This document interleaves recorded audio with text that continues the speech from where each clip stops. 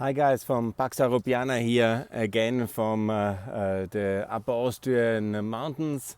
I'm very happy. My 53rd birthday is coming up and I'm very productive this weekend, and I would like to welcome you to this video where I discuss the Austrian scenario, the German scenario for Ukraine.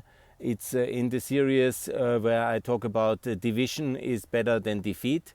And after the fall of Kabul, where I argued very much in favor of dividing Afghanistan, I will explain why division is better than defeat, what it means for Ukraine, what means the Austrian role model like Sebastian Kurz is promoting for Ukraine since 2014, and what is the Western German role model for Ukraine, which I promote since 2016, especially when I came to Ukraine.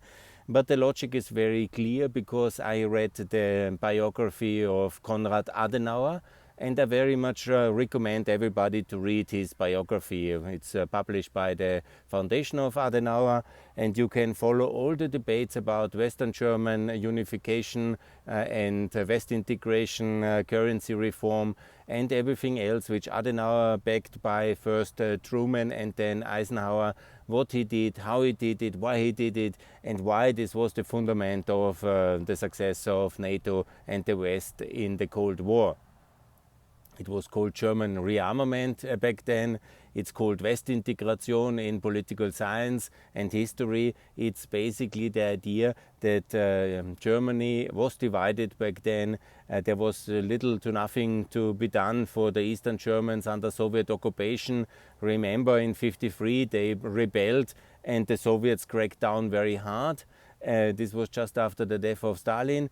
And that was in the famous 17th of June '53, the rebellion of the Eastern Germans against Soviet occupation, and it was defeated by Soviet arms, and the Americans did about nothing, and the Western Germans could do about nothing to help the Eastern German. It was a tragedy, but that is the reality of Cold War divisions, and now we are again in the Cold War. Today it would have been much better to divide Afghanistan, but I will now focus on Europe, because I hope also that the American leadership will now, after consolidating the situation by a defeat, will not continue to defeat, but it's better to have division. It's also not pleasant. It was very hard for the Eastern Germans, it was very hard for the Eastern Europeans, but there was no way America could restart the Third World War to liberate the Eastern Europeans, not the Eastern Germans, not the Czechs in 68, not the Hungarians in '56, when an overwhelming, powerful enemy like the Soviet Union has basically declared for conquest and for occupation. You can do very little but starting a full-scale war, and that's of course lethal in the nuclear age. And the same logic applies today. Russia is bent for the Second Cold War. They have conquered Crimea and Eastern Donbass. They have basically, by their proxies, now conquered Afghanistan. You can do really very little, especially when the countries are in a way not ready for defense. So ultimately it is now gone, Afghanistan, for us, and that's a tragedy. So let's get some people out that we can, but we can do no more for Afghanistan during the Second Cold War. We have to focus on winning the Second Cold War now. Winning the Second Cold War economically, getting richer, securing what the countries that have chosen to stay with us in that world, and that's in that confrontation, and that's very much the free Ukrainians, the free Georgians and the free Moldovans. They have all chosen our world, the free world. They want to be part of this free world organized by NATO and the EU. So it's our moral, historically and strategically and smart way to do it, to integrate them, then to economically develop the whole free world, including Ukraine, Georgia and Moldova, and get rich in the process and successful, and so outperform the opponents, enemies, however you want to call them, outperform Russia economically via decarbonization that is reducing their livelihood. So that's exactly why it's such a big mistake to make Nord Stream 2.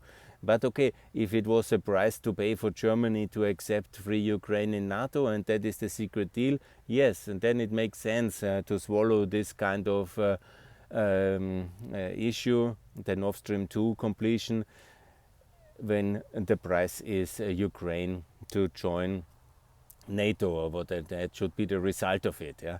And as I'm now broadcasting here from Mühlviertel, from the northern part of Upper Austria, I would like to compare what was the post-war settlement of Germany and Austria. Is an Austrian scenario possible for Ukraine, meaning neutrality as the price for unity? I say it's not possible, because Russia is not offering it.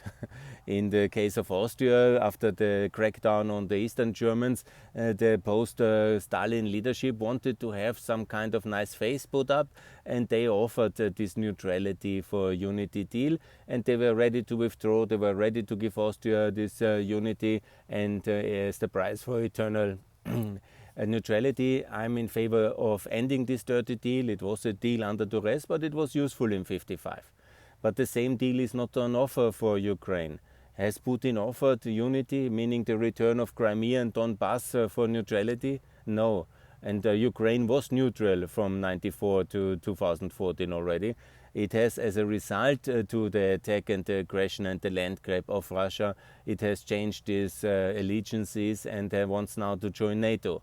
But obviously, as in the Western German case, as with Adenauer, the only way to do that is to leave the occupied territories behind.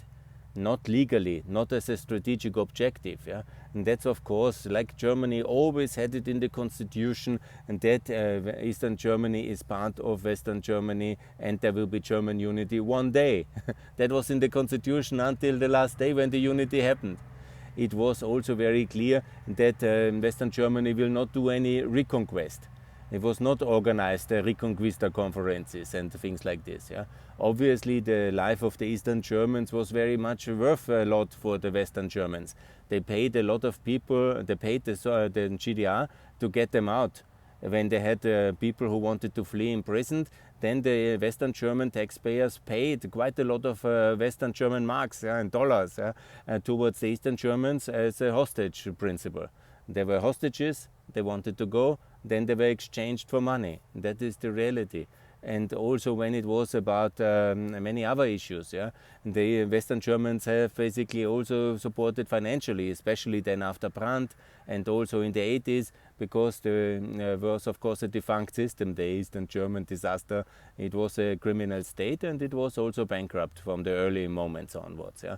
And it would never fund itself without first Soviet and then later it was the support of the Western Germans and the West in general which kept it alive, but it was unfortunate, but there was no other way to do it but a full-scale nuclear war, and that really nobody, actually Western Germany never had the nuclear weapons to do it, and the Americans were certainly not bent for nuclear Armageddon of their people for the sake of the freedom of the Eastern Germans.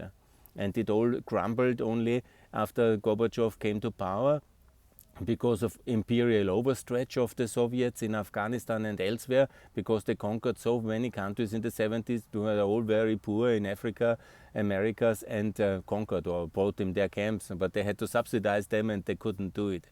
And then the oil price dropped under American-Saudi deal in 86, and so there was also this rearmament drive, and there was a Reagan who was strengthening NATO, doing the double-track rearmament, and so the Soviet Union, which was a defunct system from the start, it could only survive so long because of Western European taxpayers subsidizing it in this kind of Ostpolitik deal to kind of pay them off. Good, that was a necessary thing to do in a way. There was some logic in that one as well, but the defeat of the Soviet Union and of the communist system came then in the 80s with Ronald Reagan rolling things back and reducing the energy price and starving the beast and also competing the beast out of function, and it worked very well. And it was more or less a peaceful transition towards a post-Soviet world, and it led to a minimal bloodshed in Eastern Europe, with the exemption of the Yugoslavian wars and the Romanian transition and a lot of complications. But please blame it on the Soviets. Yeah? It was not the West's responsibility that they managed the transition badly, but it was the Soviet occupation of Eastern Europe which blocked them out of 45 years of development. So what does it all mean? And the Austrian example is neither to be wished for, because Austria was a small country and the geography of Austria was very indefensible. It is very different with Ukraine, which has a much different geography and a different history, much more significance. So neutrality would be a disaster for Ukraine. So ultimately it's the Western German role model, and that means you never give up the territories legally, but you stop then to demand it every day and you accept the status quo and not really statehood, because the Western Germans never recognized Eastern Germany. And maybe some other countries might want to recognize Crimea as annexed. I don't think so. Nobody in the free world will do that. But you de-escalate the confrontation with the Russians as a price for being inside NATO, because NATO means then protection of borders and Article 5. So it must be clear which borders they are. There are many role models for that, because Algeria was also not part of the defense parameter of NATO, and this is basically the way this must be done. So it's not the Austrian role model, but the Western German Westintegration role model. And then we wait them out and perform them out. And it's a bit of a different, in Austria we were lucky, in 55 they went, but to this day we are unfortunately not in NATO, not fully part of the West. Doesn't matter, because we are surrounded by NATO so much, fully actually, with the exemption of Switzerland. But for Ukraine, to be neutral would be an invitation for Russia to attack at any point in the future again. So Ukraine has no alternative, but either continue exactly the present status quo, which is very unsatisfactory for everybody. Russia will not, in the second scenario, simply disappear and give Crimea and Donbass back. I think that's delusionary actually, to think that. This will not happen. They will keep it, and so they control it, and they basically own it. They've broken it and they own it. Yeah? And the thing is, what is really to be done is to copy exactly the role model which was done in Western Germany, starting with the German mark, that means today the euro for Ukraine, and then secondly to also join the European Union first as a potential EU candidate country, get all this IPA funding to perform better and to do all the reforms, and also join NATO.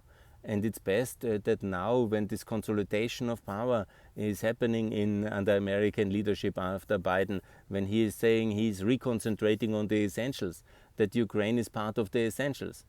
And you cannot expect, and that will certainly not happen, any kind of support for any kind of Reconquista platform. It's not going to happen. So the mood is more or less to find a modus vivendi with the Russians, like in the Cold War. Not to escalate, but to de-escalate. And Ukraine has to be on the good side of the whole performance and make sure that it's ready to freeze the borders and to say basically, now we will always work on national unity, but in the meantime we work on the reform of Ukraine, and we make a federal state of Ukraine, like the Federal Republic, copy the German federal system, and then offer, of course, similar like then Austria was fully reintegrated. This part where I am, the Mühlviertel, the northern part of Upper Austria, was reintegrated in Upper Austrian region. That's, for example, a role model for Donetsk and Lugansk.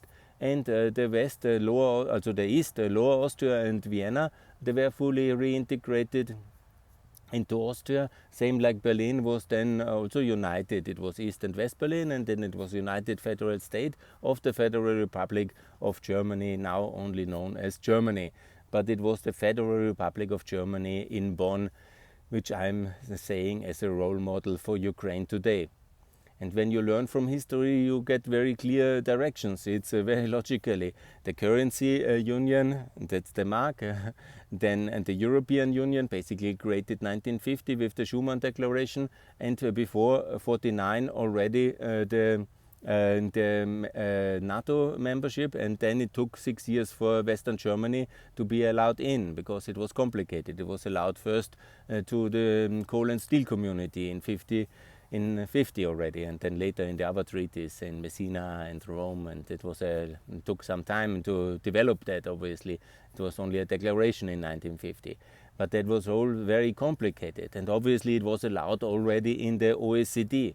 I cannot understand why an organization which was meant for reconstruction of Western Europe, like the OECD, is not then so active in supporting Ukraine today. That's also a major mistake of our Western policymakers. So Free Ukraine should be fully in the OECD and also in NATO, but only Free Ukraine, and then also to be fully in the European Union by the end of this decade, and not in whatever Macron wants in the end of the century or something like that, or never.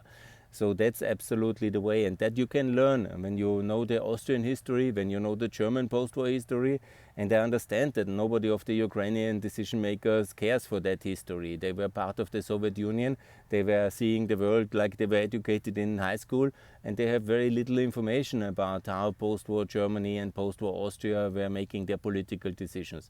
But I explain it in this video, so always very simple, very clear how to do it. And now we are having 30 years of Ukraine independence, and the Ukrainians, instead of really reforming their country to make it very appetizing and nice to be invited in NATO and in the EU, they are more focused on a Crimean platform. You know, it's always good, you know, to have such a platform and always make very clear that it is illegal annexation, it will be never accepted, but it's not the main priority. The human rights of the Crimean people, yes, of the people who live there, yes, yeah, but the really kind of active policy item, this is not. And if you think that just with conferences then Russia will give back Crimea, then you also have a misunderstanding about how important in kind of symbolic terms this is for Putin and for many of the Russians and for Russia. And obviously we should make sure that they are protected. The people who live there in their human rights, and all these abuses will be always criticized, like by the way we did it for the Eastern Germans and for the all Eastern Europeans. And one day there was the moment in 89 and in 91 when the Soviet Union broke into its constituent parts, and then there was the possibility then also to have Eastern Germany one by one, all the 5.5 republics or states of Eastern Germany then decided to rejoin the Federal Republic. And within 1 year basically Eastern Germany was then a member of NATO and the EU. And that same is possible, like it was Saxonia was possible, Crimea will be possible. And the same, like Berlin and Thuringia were possible to be now part 30 years or 31 years of the NATO, or 30 years of NATO. And the same will be possible for Donbass after the fall of Russia and after the fall of Putin and after some kind of chaos period there. There will be the moments where the people will see, that's on offer, we could join back Ukraine, and then we are in NATO and in the EU. And maybe there will be a vote and a referendum, and they will like it very much because they will live much better, obviously, freer, securer, have much more rights and be much more prosperous. But for this, Ukraine must be several times richer than Crimea and Donbass and then Russia. And for that to happen, obviously, there must be significant changes in the energy system in the world. There must be significant changes in Ukraine. And Ukraine must join NATO and the EU. And the only way this is possible is by de-escalating in a way. It's, of course, some will say it's treason, and we give up on your Crimea and on Donbass. No, we will never give up. But you have to be realistic what can be achieved today and what is the life of the Ukrainians for the next 10, 20, 30 years. Yeah?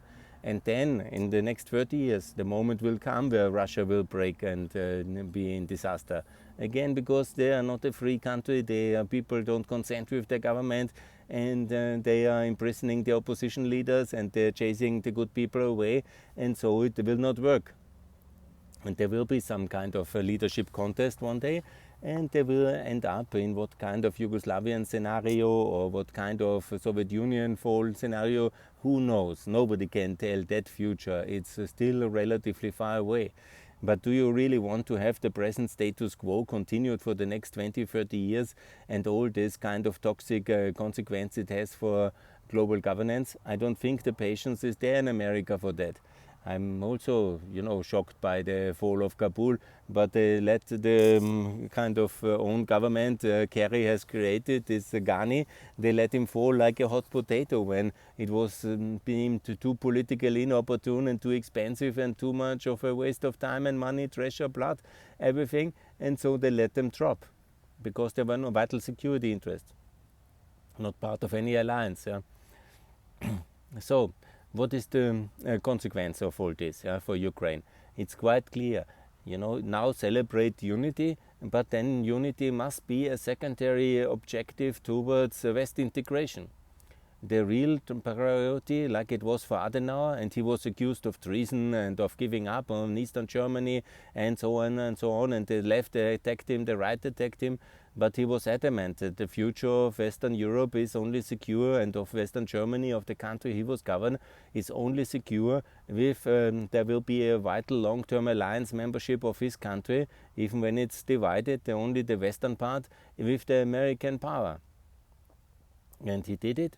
America allowed him on the 6th of May 1955 into NATO against the French objection, against a lot of other objections, and it worked really very fine.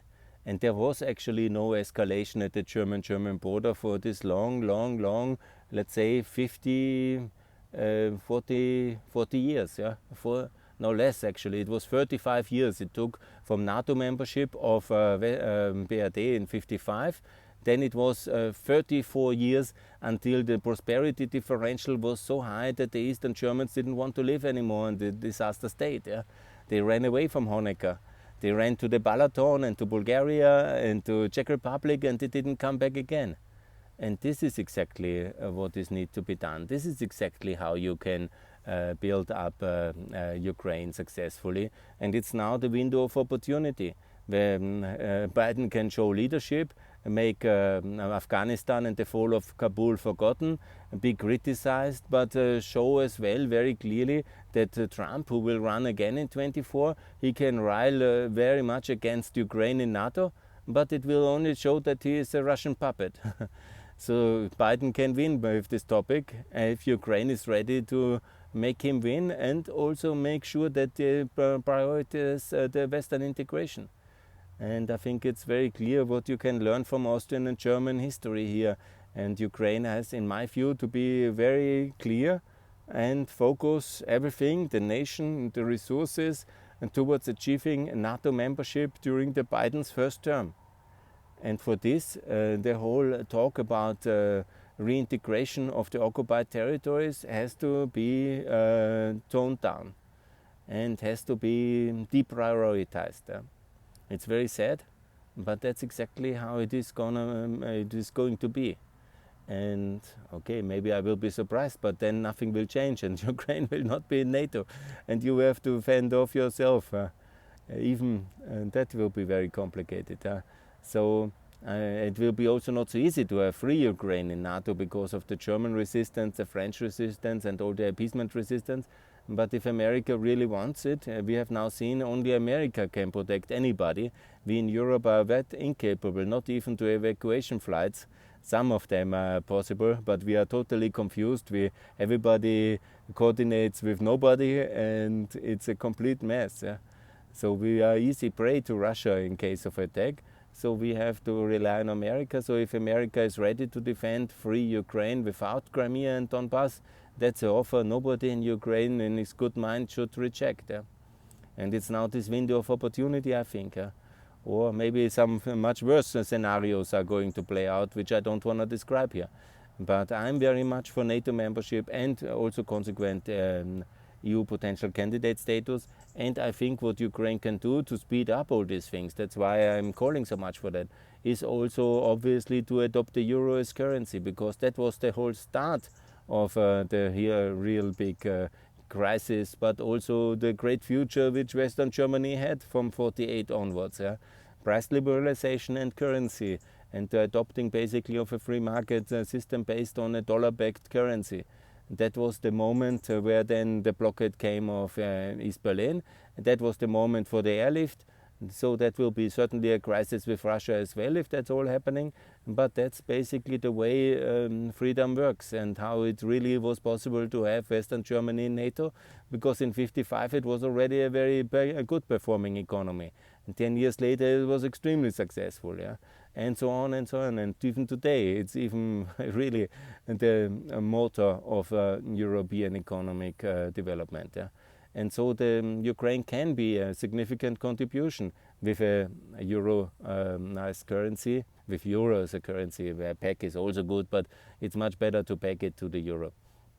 And in CEFTA, and in Regional Cooperation Council, and with EU potential candidate country, and in all these reform mechanisms I have already outlined as a full member, and to be really fully supported by the West, and to have clarity in the border. And it's also better for peace. For the time being, let them have Donbass and let them have Crimea. We can do little to change that, yeah. And it will take 30, 40 years, and they will come back. They will come back, and that's the good news, or whatever, that's the logic of it.